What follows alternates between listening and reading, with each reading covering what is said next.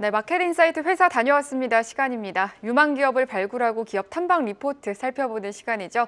독립 리서치 밸류파인더 이충환 대표와 함께합니다. 어서 오세요. 네, 안녕하세요.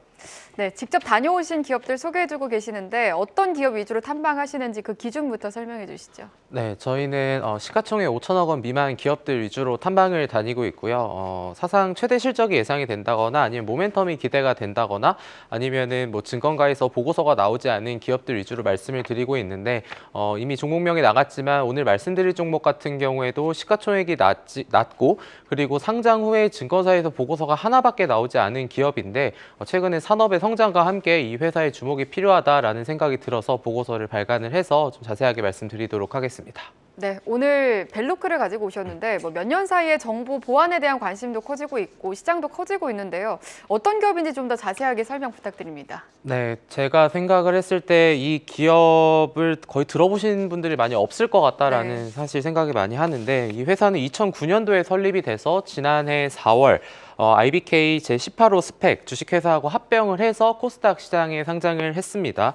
동사는 통합 정보 보안 전문 기업이고요. 이제 보안 솔루션이나 그런 것들을 공급해주고 이제 구축을 해주는 그런 매출 비중이 약 57% 정도가 되고요.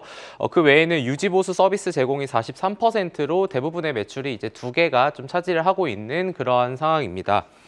주요 고객사는 총 200여 개 업체가 되고 있고요. 그리고 유기적인 이런 솔루션 공급을 지속을 하고 있는데 주요 고객사는 발전소라던가 아니면 공공기관 그리고 금융기관이다라고 보시면 될 것 같습니다. 이런 고객사 레퍼런스를 한번 보면은 금융 쪽에서는 뭐 하나카드, 뭐 수협은행, 기업은행, 메리츠증권 이런 기업들이 있고요. 그리고 공공기관으로 보면은 우정사업본부나 코레일 아니면은 뭐 국토교통부 같은 이런 기업들이 있는데 사실 요즘에 제가 이런 정보 보안 기업에 좀 탐방을 좀 다니고 있는 결과 뭐 아시겠지만 사실 이런 기업들은 1분기에서 3분기까지의 실적은 일단 중요하기보다 4분기가 이런 공공기관들의 이런 수요 물량이 굉장히 많기 때문에 4분기가 극성수기다라고 좀 보시면 될 것 같습니다. 그래서 이 회사의 첫 번째를 보면은 팍스라는 게 있는데 이게 방화벽 정책 통합관리 솔루션입니다. 이게 쉽게 얘기해서 이게 방화벽 운영 프로세스나 정책 최적화, 보안 업무 자동화를 하는데 쉽게 말하면은 방화벽 관리로 발생할 수 있는 그런 사고를 막아주는 개념이다라고 좀 보시면 될 것 같습니다. 그래서 이 시장의 규모가 아직은 생각보다는 크진 않은 한 150억 원 규모가 되는데 여기에 80%마저도 지금 해외 기업들의 솔루션을 많이 사용을 하고 있거든요. 점차 이쪽으로의 MS를 더 늘려나가면은 어쨌든 매출액 성장은 충분히 가능할 수 있다라는 부분이고 최근에 온프레미스 방식에서 이제 AWS나 NHN 클라우드가 그 방식을 클라우드 방식으로 확장을 했기 때문에 지금 고객사들의 수요가 어느 정도 증가하고 있는 상황이라고 좀 파악이 되기 때문에 이런 부분들도 좀 보시면 될 것 같습니다. 네, 주요 제품 중에 하나로 팍스를 또 말씀을 해주셨는데 그 말고도 다른 것들도 많지 않나요? 네, 이 회사도 뭐 제가 사실 지난주에도 좀 말씀을 드렸던 것 같은데 지금 행정안전부가 정부에서도 이런 CCTV와 관련된 지금 정부 정책이 많이 공언을 하고 있는 상황인데요. 행정안전부가 뭐 최근에 좀 발생을 하고 있는 뭐 흉악범죄 아니면 작년에 있었던 좀 좋지 않았던 사건들에 대한 후속 대책으로 2027년도까지 모든 공공폐쇄로 CCTV를 지능형으로 바꾸겠다고 좀 공언을 한 바가 있습니다. 동사의 자회사 VCI라는 회사가 있는데 지분이 100% 갖고 있는 회사인데 이 회사를 흡수합병을 했는데 이 회사가 AI 기반의 영상 감지 시스템 아이 오브젝트 트랙이라는 거를 개발을 했는데 이게 사실 24시간 사람이 다 이제 볼 수 없고 그리고 또 예를 들면 야간이다 보면은 또 그거에 대한 집중도가 떨어지기 마련인데 이런 부분들로 이제 다양한 정보를 획득할 수 있게끔 만든 거고 뭐 그 중에 하나가 누가 침입을 했냐 아니면은 뭐 누가 안전모를 사용하지 않았냐. 그러니까 결국은 그냥 그 화면이 아니라 다양한 산업군에 사용이 되는 거죠. 안전모라는 생각을 해보면은 우리가 뭔가 공사 현장도 생각을 할 수 있으니까 이제 그런 부분들로 봤을 때 이제 딥러닝 기반으로 지식 베이스를 구축하고 그래서 AI 기반의 얼굴 인식 아니면 번호판 인식 이런 것들을 가능하게 하고요. 군중 밀도에 대한 측정 시스템이 있고 그리고 향후에는 행정안전부가 제시하는 이런 가이드라인에 맞춰서 솔루션을 제공하기 때문에 정부 정책에 대한 수혜도 이 회사는 충분히 가능 가능성이 있다라고 보시면 될 것 같습니다. 네, 그리고 제가 또 한번 살펴보니까 아이 오브젝트 트랙이라는 제품도 있는 것 같더라고요. 관련해서도 좀 짚어주실까요? 네, 아이 오브젝트 트랙 같은 경우가 이제 방금 말씀드렸었던 이런 AI 기반의 이제 영상 이제 감지 시스템을 말씀드렸던 겁니다. 네. 그런가요? 이게 좀 어려워가지고 네. 이해를 잘 못했나 봅니다. 또 다양한 기술을 개발하면서 미래 성장성을 키워가고 있는 기업인데요. 그렇다면 매출 전망은 또 어떻습니까? 이 회사의 올해 매출액을 그냥 자체적으로 좀 분석을 했을 때는 매출액은 303억 원, 그러니까 2023년 대비 약 10%가 증가할 것 같고, 그리고 2024년에는 영업이익이 32억 원 정도가 이제 전망이 되고 있는데, 2023년 그 말인즉슨 2023년이 2022년보다 영업이익이 감소한다라는 뜻이거든요. 근데 그렇게 감소하게 될 것으로 추정한 이유는 올해를 대비해서 IT 업체 아까 방금 오브젝트 트랙을 말씀드렸던 VCI를 합병을 했고 이제 그 회사의 인원을 흡수를 하고 신규 채용으로 인건비가 늘어났고요. 이 회사의 인력이 지난해 말 기준 94명인데 그중에 54명이 또 기술 인력으로 50% 넘는 이런 기술자들을 보유하고 있는 그런 상황입니다. 이런 매출 아까 말씀드린 뭐 폭스나 이런 이제 팍스와 관련한 매출이 확대가 될 거고 그래서 재차 뭐 흑자 전환 혹은 이런 매출 성장이 가능할 것으로 보고 있고 이 회사가 뭐 뒤에서 말씀을 드리겠지만 보유하고 있는 현금이 굉장히 많은데 그걸 통해서 M&A를 통한 외형 성장에 대한 그림을 좀 그리고 있다 이렇게 보시면 될 것 같습니다. 네, 그럼 마지막으로 벨로크 향후 전망과 투자 전략도 함께 부탁드립니다.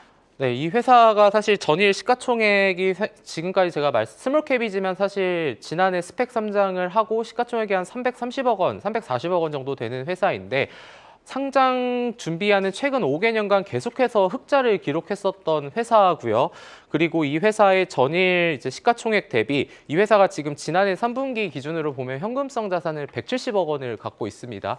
시가총액이 50%가 넘는 금액을 지금 현금으로 갖고 있고 앞서 말씀드린 것처럼 이 회사가 뭐 M&A 등을 검토하면서 외형 성장에 대한 이런 그림을 그리고 있다라고 말씀을 드렸었는데 이런 회사 같은 경우가 이제 그 그림을 만들 수 있는 초석이 바로 지금 풍부한 현금성 자산이다라고 좀 보시면 좋을 것 같고 그리고 부채 비율도 43%밖에 안 되고 이런 유동 비율도 290%가 넘는데 보통 유동 비율 같은 경우에는 200%가 넘으면 안정적이다, 약간 우량하다라고 좀 표현을 하는데 재무제표 같은 경우에도 충분히 안정성을 갖고 있고 그리고 이 회사가 매년 꾸준히 흑자를 내왔던 회사이기 때문에 이런 현금성 자산이 쌓이게 된다면은 앞으로도 추가적인 성장이 가능하지 않을까 이렇게 좀 보고 있습니다. 네, 주가가 보니까 10월 이후로 좀 많이 꺾이면서 옆으로 좀 횡보하는 흐름을 보이더라고요. 그러다가 오늘 좀 많이 상승을 해주고 있는데 그러면 앞으로 또 추가 상승 여력 충분하다 이렇게 봐도 될까요?